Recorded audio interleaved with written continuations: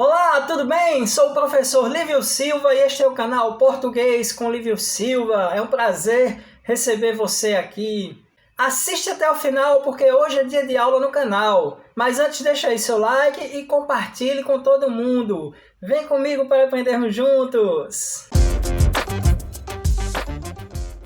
E hoje vamos dar continuidade ao nosso estudo sobre pontuação, começando pelo ponto de interrogação. Basicamente, o ponto de interrogação é utilizado para marcar no discurso o momento em que um dos interlocutores está realizando uma interrogação direta em final de oração, uma pergunta direta.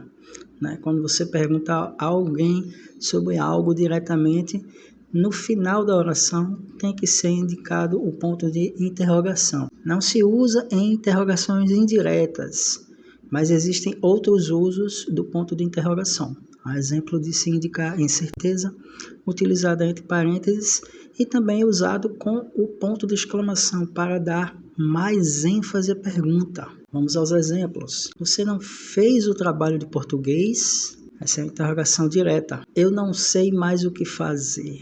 Então, é colocada em parênteses a interrogação para dar aquele sentido de incerteza. Por último, esta rua é fácil. Você não consegue achá-la? Então, coloca-se aí o ponto de interrogação junto com o ponto de exclamação para dar essa ênfase ainda maior. Ponto de exclamação é usado para marcar após palavras ou no final de frases ou orações espanto, admiração, surpresa, entusiasmo, etc.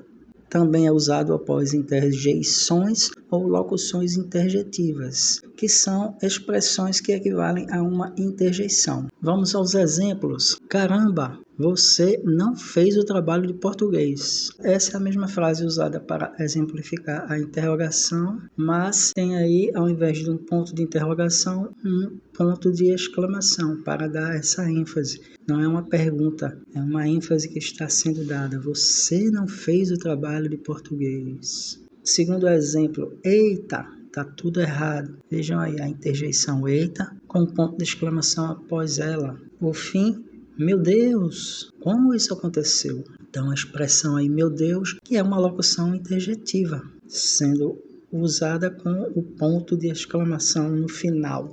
Tá gostando do vídeo? Fica aqui porque ainda tem muito mais. Mas antes deixe seu like, compartilhe. Se ainda não for inscrito, inscreva-se no canal e ative o sininho para ficar por dentro das novidades. Aspas são usadas para dar ênfase a palavras ou expressões, indicar citações ou palavras estrangeiras em um texto. Vamos aos exemplos. Este assunto é chato. Colocou-se aí o sinal de aspas para dar essa ênfase. Chato, né? Este assunto é chato demais de estudar. No segundo exemplo, uma citação. Segundo Segala, os sinais de pontuação assinalam as pausas e inflexões na leitura, separam palavras, expressões e orações e esclarecem o sentido da frase. Então, aí Segala é um gramático muito conhecido aqui no Brasil. Essa é uma citação de uma frase no livro dele sobre gramática. Por fim, aquela música tem um feeling diferenciado. Veja, a expressão feeling é uma palavra inglesa, da língua inglesa, que significa sentimento, tem um sentimento diferenciado, mas o autor da frase não quis traduzir, colocou assim mesmo com essa expressão feeling e colocou entre aspas, que é para indicar uma palavra estrangeira no meio do texto. Parênteses são usados quando o interlocutor deseja incluir informações adicionais ao seu discurso, sem que haja uma interrupção do fluxo textual. Exemplo, o estudo dos sinais de pontuação, abre parênteses. A prática também, fecha parênteses. É muito importante para o aprendizado da boa escrita. Então vejam, se eu quiser falar sem o texto que está entre parênteses, eu consigo falar a frase completa. O estudo dos sinais de pontuação é muito importante para o aprendizado da boa escrita. Então, o texto que está entre parênteses é enxertado, é colocado no meio da oração ou no meio da frase para inserir uma explicação, uma informação adicional.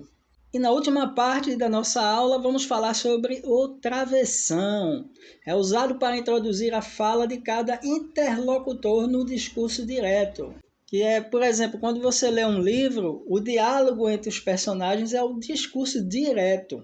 Pode ser também usado para intercalar o discurso direto e o discurso indireto, uma outra pessoa falando, um terceiro.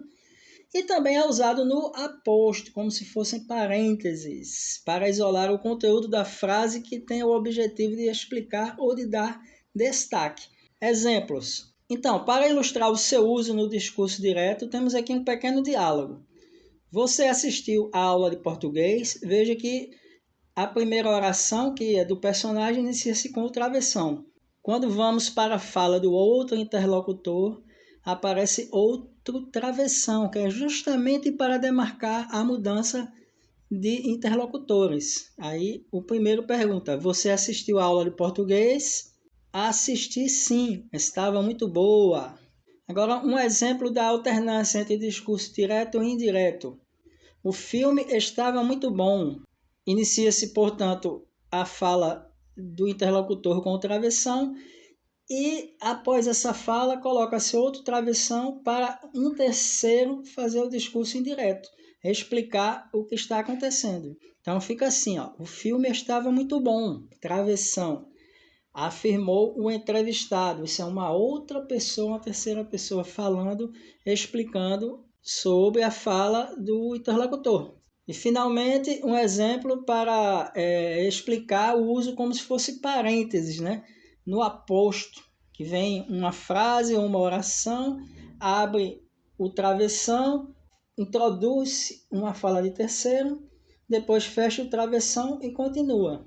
Aqui nesse exemplo, todos os dias, vários acidentes com motociclistas. Fala o especialista para o jornal televisivo. Acontecem na cidade por imprudência. Então, semelhantemente ao parêntese, se a gente falar essa frasezinha do terceiro, né, introduzindo o discurso indireto, a gente consegue falar a frase completa, sem problema nenhum. Veja, todos os dias, vários acidentes com motociclistas acontecem na cidade por imprudência. Então é isso, pessoal. Obrigado por assistir até o final. Não esqueça de assistir aos outros vídeos do canal. E até o próximo vídeo!